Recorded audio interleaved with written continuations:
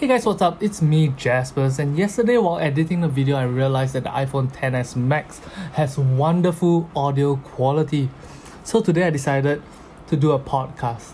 Now, when I decide to do a podcast, I want to find the best person around me to join me on this podcast. So today we are joined by the wonderful, the fantastic Mr. Kevin Ho. Hey guys, what's up? How's it going? Thanks for having me on this podcast, man. I appreciate it.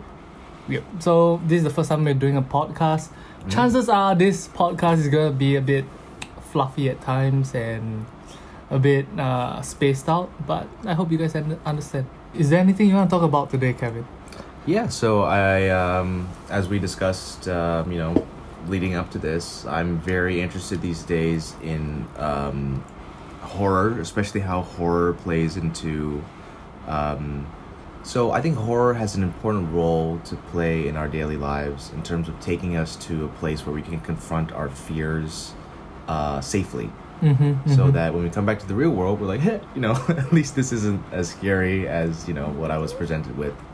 Just minutes ago, right? Yeah. It's kind of like bungee jumping in a way, right? That you get to kind of face death and feel the thrill of it without actually dying. Yeah. So, yeah, I'm a big fan of horror because I like to be disturbed. I like to be, there's times when I was back in the States and I would just spend a lot of time, putting on those like no sleep, chills, scary stories like on my laptop, and just I would play like P-Cross games on my phone as I was listening to these like, creepy stories. And I just like the vibe of it. And I would do it before sleep too, which most people would think is very ill-advised, but I didn't have any nightmares or anything. I think it's just something that, weirdly enough, there's something very magical about what horror can do, which is it takes you to a world, right, where things happen in weird and disturbing ways. Yeah, I can understand where you're coming from. I think part of the beauty of horror in fiction is that it allows you to feel this very primal sense of fear that if it was real life and you felt this kind of fear, it's very, very uncomfortable. But because it's fiction, it allows you to go in and be vulnerable and not punch the attacker in the face and not fight for your life. A good memory I have is when you recommended Saw to me, way back when it first came out, and the terror of that film was, I'm gonna spoil it. The ending basically, which is Adam, firstly gets locked in by Jigsaw, the whole game over, and secondly that he had the solution the entire time, like the key right at the beginning. And so that's the kind of thing that retroactively, when you realize it, is so much more like horrifying, not even scary but horrifying, because it induces despair. Yes. And then that's why that's like when you imagine him, like when the movie ends with going to black and you're screaming, right? And I think one of like the primal fears is, dying alone, especially in the dark, right? Where and that no one knows that you're dying. It's almost as if your life didn't amount to anything. That's why, the image of Sadako, I think that's her name, like, in the well, like that's a place where no one can reach you, that you're helpless. And like that's why the dude in the bag in Audition is such a messed up thought, because that's a person with no limbs and no tongue. So again, like you have you're stripped of your autonomy as well as your expression, and that is a very horrifying thing. There's a great horror novel, a novella I think, called I Have No Mouth and I Must Scream, and the title tells you everything about it, right? Okay. What is it about? It's been a while since I've read it, but it basically ends with the character assuming this like... Whoa, is this spoilers? Yeah, but I mean, it doesn't rob the entire essence from the story, but it basically ends with the character turning into some kind of blob monster with no way of communicating, and there's pain and anguish, but no like orifice to deliver on that. And so it's just this internal like which when you read it, it's just to imagine and empathize yourself being in that position, it's horrifying. Yeah, and I think that the virtue of horror is that when you're done experiencing whatever like emotion that it brings out in you, you can put the remote or the book or the phone down and go, be free and be yourself. Yeah. Just be like, okay, it's just a movie, it's just a story, and so on. But there are some pieces of media that stay with us. And again, when I was at your place when we were in secondary school, we had Lewis and a bunch of the others. We watched Final Destination. Oh gosh, Final Destination. And that Final Destination 2, and that messed me up. Like, I remember walking around afterwards, and I was just so scared. Like, what was the main scary factor of Final Destination 2 for you? That accidental death was so easy. Like, that movie visualized how you could die in so many ways, painfully so, just by what appeared to be complete accident.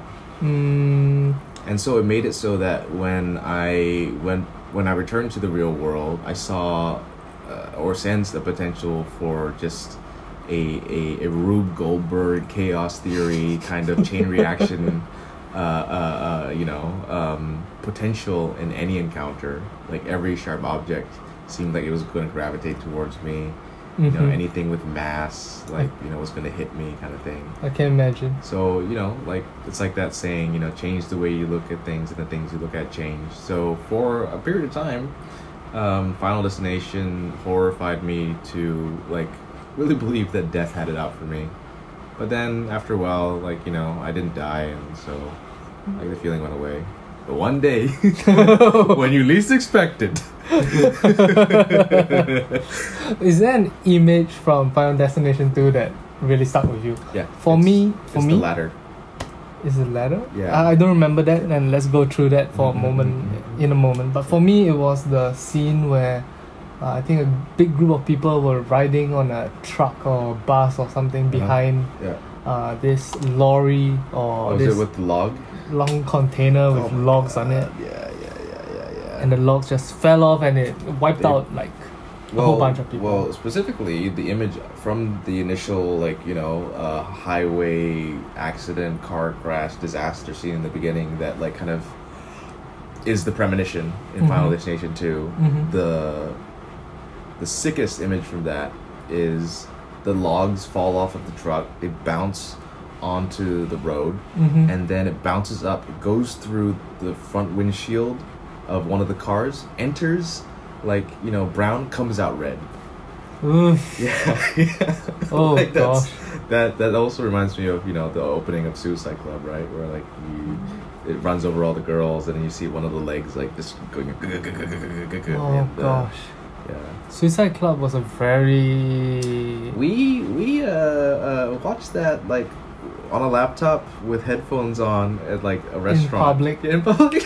In what is it? John Silver? Johnny? Maybe it was Long John Silver. Long John Silver. There we go. Like, I'm 100% sure it was. It just shows, like, how people just don't pay attention, right? We're watching this really just graphic, disturbing, movie in public, and everyone's just going about eating burgers and fish and minding their days.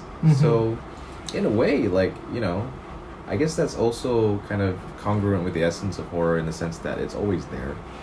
And it's kind of like the underbelly. And it's just a matter of, like, paying attention to it, right? Yeah. So, I heard from Kenneth that you guys were playing, what is it, Call of Cthulhu or... Yeah. And how is that?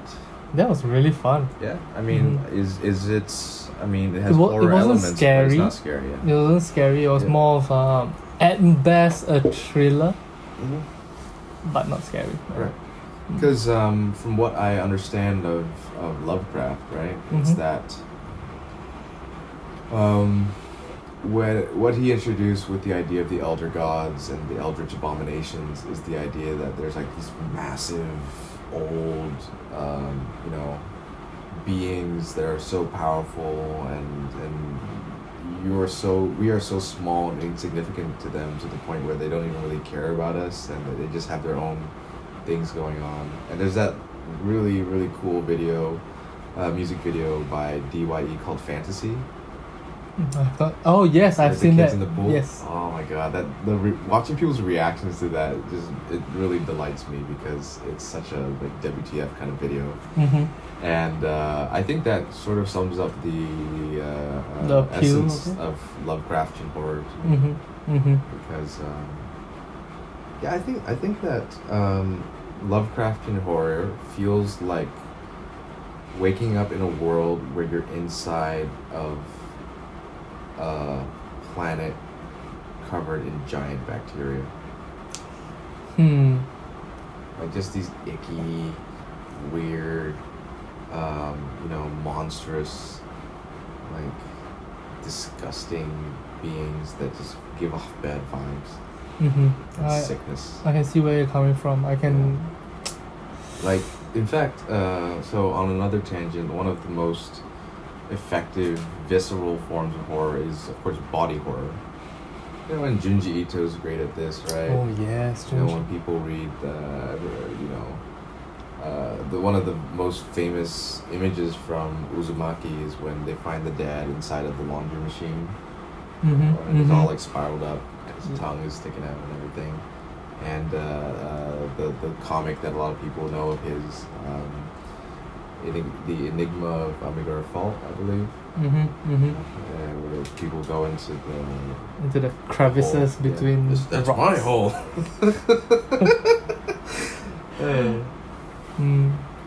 I think going back to Lovecraftian horror, I think that Lovecraftian horror is very, very effective, simply because we fear the unknown, and especially in a world before the internet, when you know, when these works were written, or when role-playing games were more mainstream than it is now, possibly. I think that idea of not knowing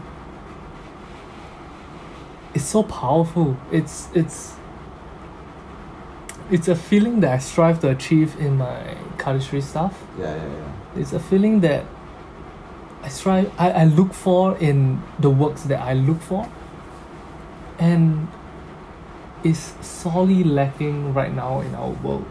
Because when we were playing the Call of Cthulhu with Kenneth, I remember one of the first reactions that Ansel had was he wanted to search what certain skills meant. And in character creation, there's like 20, 30 different skills. His first instinct was immediately to find answers, to complete this information. And that is sorely lacking in our world. And that is sorely lacking in the past, before the internet. Right. I think that what you're implying then is that what you would prefer is just to not know, is to preserve that sense of mystery. Like J.J. Abrams had that great talk about the mystery box, and how like when he was young, he bought this magic kit from Tannen's, and to this day he still hasn't opened it, because what he loves about it is the idea that he doesn't know. No, what I'm trying to say is more of like, the reason why Lovecraftian horror is so powerful is because it existed specifically in a time where there was incomplete knowledge, and it was designed to be an enigma, closed box, something that you just can't understand. Right. I have sometimes like been unable to sleep and have gone out on nighttime walks, and I will go into a field and then just see a rabbit hole. And if you saw this thing in the daytime, you know, or it would just be like, you know, that's where rabbits go. But at night, it becomes this like vortex of what could be the void calling. Right, your imagination starts to activate, and it goes to really, really like dark places, and I don't mean dark necessarily as in, you know, depressive so much as it is just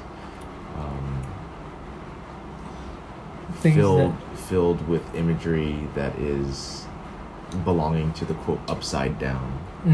Right? Like I love the imagery from Stranger Things, like, you know, when they go into the upside down, and it's just so like weird and you know, ethereal.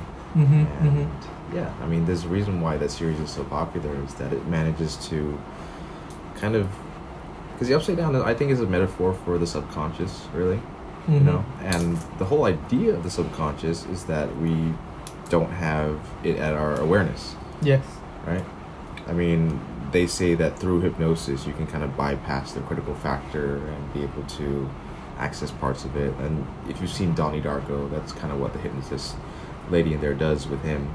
But that aside, like, yeah, like probably endless fractal caverns of just weirdness is what you're suggesting exists in the upside down, in the subconscious, or what Jung calls the collective unconscious, right?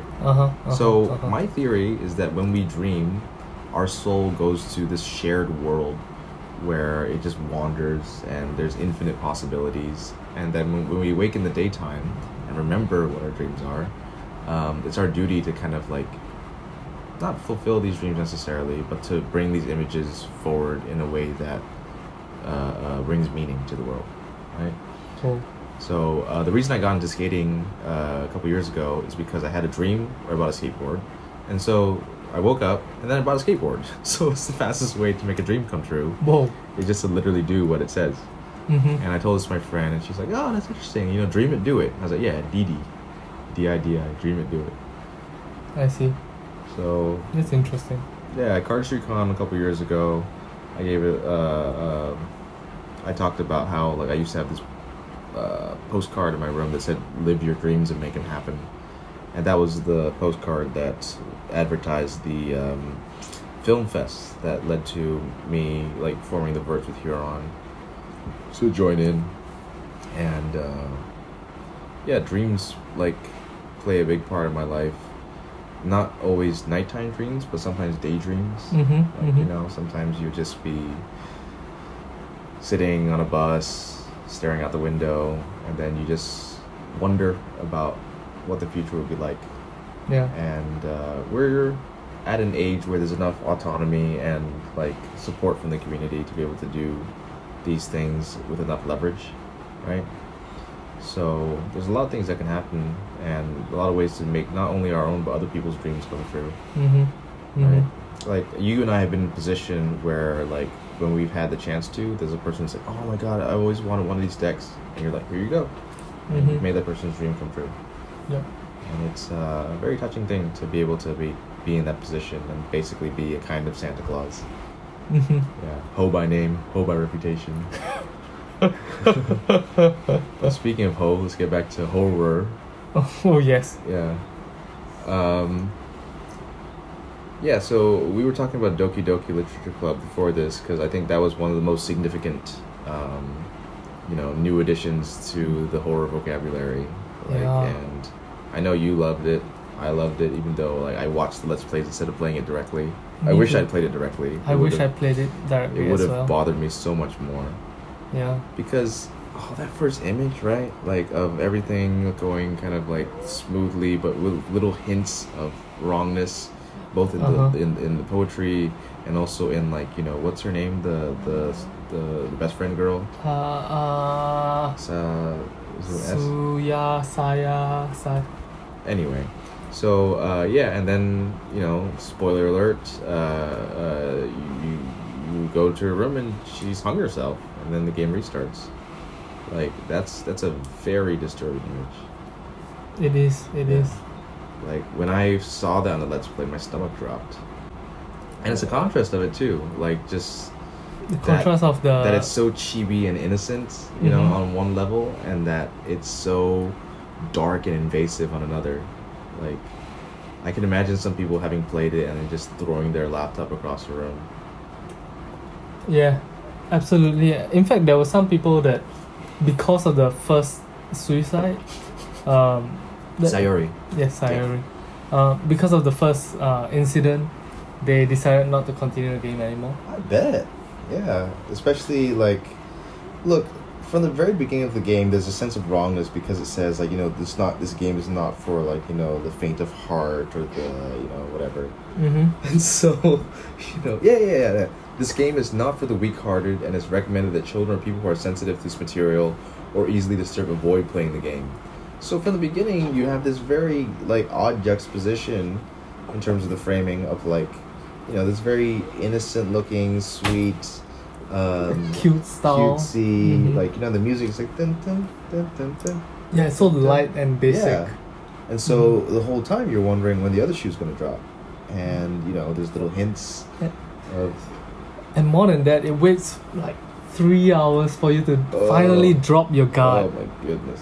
And then it just kicks you in the balls. And then, like, after the inciting incident, like, it just gets crazier and crazier from there. Mm-hmm. Like, just when you think things start to normalize, it just, oh my goodness. Like, there's so many great moments, like the stabbing, the eye drooping, the text getting weird, Just Monica. Right? Mm-hmm. Just Monica. Oh my gosh. So good. And I think that is the modern incarnation of what the Ring did, right? Because the Ring capitalized on technology, as being the new foreign thing to being foreign, humanity, the new thing to fear, and then now you have a Steam game, a Steam game, something that should be safe and it's now crossing over into your territory, and suggesting suicide and stuff. Like a dating sim, right? Yeah, dating sims and like traditionally in anime related content, in visual novels, very often it deals with very dark topics as well. But what Doki Doki does is that it seemingly tries to present itself. It tries to present itself in as clean and as positive of a way possible, and more so than any of the other like dating sims that I've seen. It basically just throws the girls at you real quick, real fast. You don't even need to work for it. Here, the girls are in love with you. Just go and invite them to your house. It's gonna be fine, guys. Yeah. Whereas in most dating sims in conventional Japanese, the visual novel language, usually the girls, you have to sort of earn their love, and then you get the good ending and fan service and stuff like that. Yeah, so what Doki Doki did is it flipped the entire genre on its head and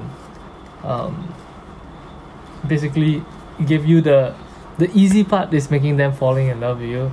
The hard part is making sure they don't kill themselves. Getting rid of them. Yeah. Yep.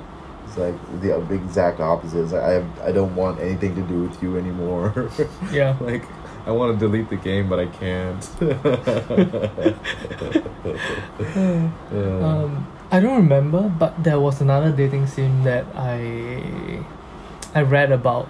Yeah. And that in that dating sim, basically there's only 2 girls, and you are heavily pushed towards choosing one girl. After you get that girl, and then you try, nothing bad happens at the end of the first run. At the end of the second run, the first girl comes into your story and then stabs you, and then stabs the other girl, and then she makes it so that you can't reset your game after that. I know the game you're talking about. I forget the name, but I was looking through like a bunch of TV tropes, like related stuff, and I found what you and I saw the YouTube clips of it too. Like I think it started with an A or something. Yeah, that reminds me also of the one. Was it School Story? School Days. School Days. Oof. Yeah. What a wonderful conclusion, right? Especially after it strings you along so long, and then just stabby violence. Good old stabby violence. Yeah, the whole beginning part of the anime is like, fan service, non-stop, easy, fun fan service. And I think that's also another primal fear is just that someone you think you know could be crazy. McStabby. Yeah, I mean, violently crazy. It's Shayla McStabby. You thought you meant stab as she meant stab as in times. Yeah. But it turns out she it's actually a different kind of has penetration. a knife with her. Yeah. Yeah. What other kinds of horror do you appreciate, Kevin? Well, have you tried escape rooms? Like what, horror escape rooms? Yeah. No, I haven't been in one yet that like is well. I think there are some with horror vibes. Like they say there's a premise that there's like some kind of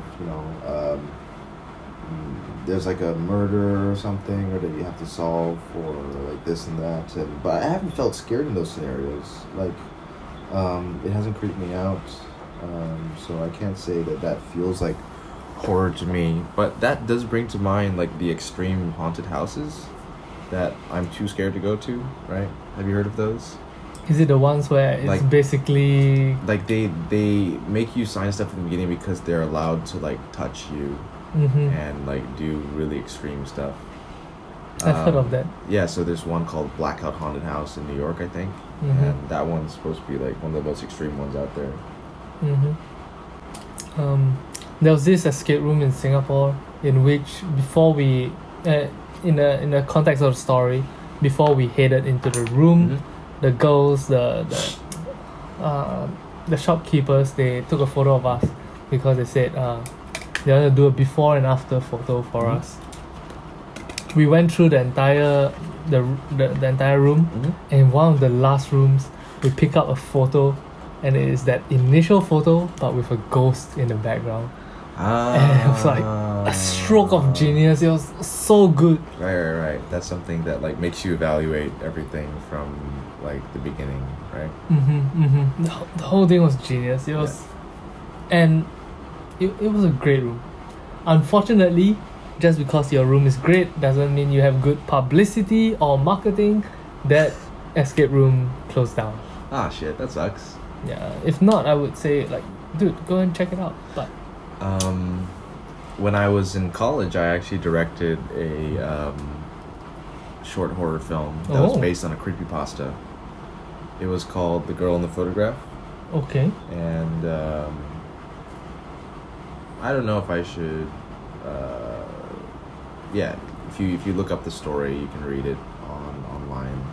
Do you can search for The Girl in the Photograph creepypasta. Do you want to tell us the story? I guess I could. So basically, it starts with this kid. He's, sitting in class doing math, and as he's doing his homework, something catches his eye. He looks out the window, and he sees on the ground there's like this photograph. So after class, he runs over to the spot where the photograph is, and he picks it up. And when he picks it up, the photograph is of this really beautiful girl. She's wearing this dress with tights on, red shoes, the whole deal, and her right hand is in a peace sign, right? So he's enamored with this girl, right? And he really wants to meet her, and he goes all over the school trying to find her and stuff, and asking people like, do you know her? They say no, and it's just dead ends everywhere. He doesn't know how to find this girl. So he gets home, asks his sister if he knows the girl. She says no as well.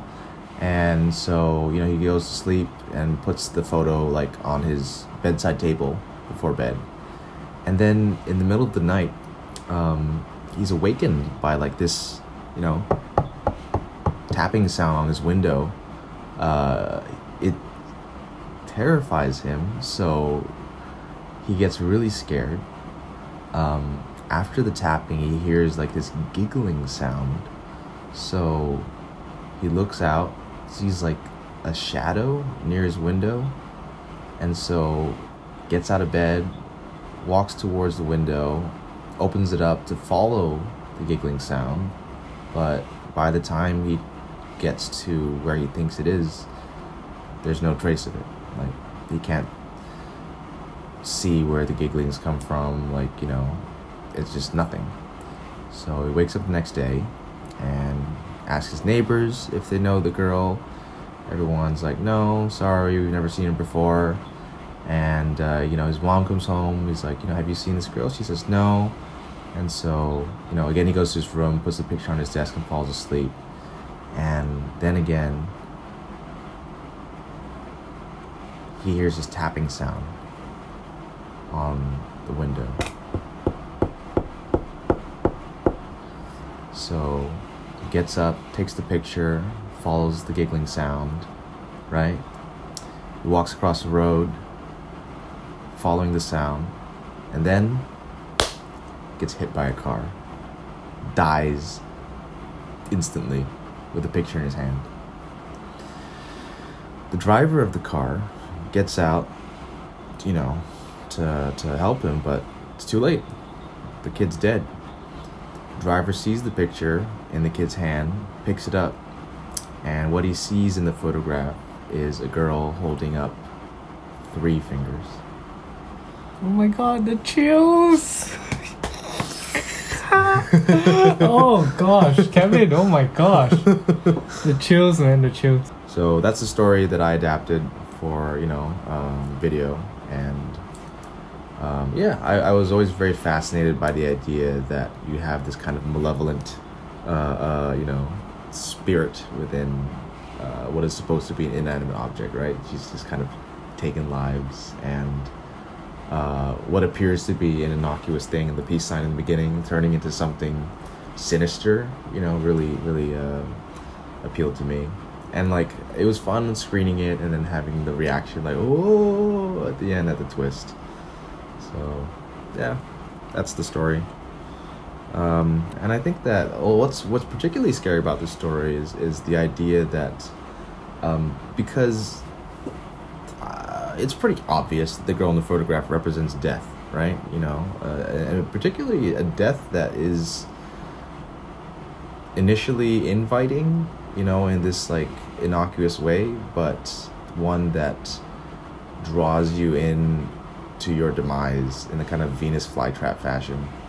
How is it obvious that I don't agree, man? It's not obvious that photo represents death. Not from the beginning, but I mean that's the revelation at the ending, is that the whole time. Yeah. And so in the adaptation that I did for it, the girl's name, because it had her name on the back of it, was Sadie Hetch. And the reason for that is because when you rearrange the letters, it was she is death. Oh. Right? So that's what me and the screenwriter came up with. Mm-hmm. It's pseudo clever, but whatever. But yeah, I really. Wait, how many years ago was this? This was in 2010, I believe. This was a year before I was done with school, so and good 8 years ago. Crazy. So in these 8 years, you went from men we are smart to men pseudo clever.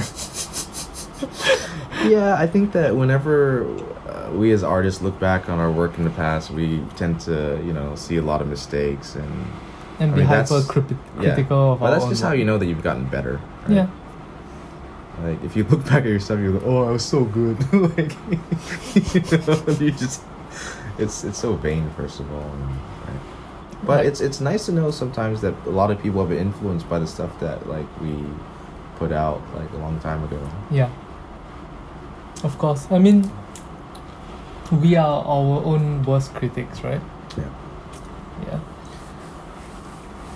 Alright guys, so I think that today's vlog has gone on for long enough. I'll drop a shout out to Kevin Ho, who you can find on Instagram at Visual Madness. And yeah, if you guys want to see more of what Kevin is doing or what he's up to right now, please go follow him on Instagram. Yeah, thanks for the shout out and thanks for having me. I really appreciate it. Anytime, Kevin, anytime. For those of you guys who are watching the vlog, you probably have been looking at a black screen for the last 35 minutes. Maybe I put up some simple, artwork for you. And I hope you enjoy it. And I'll talk to you guys tomorrow. See you guys. Peace.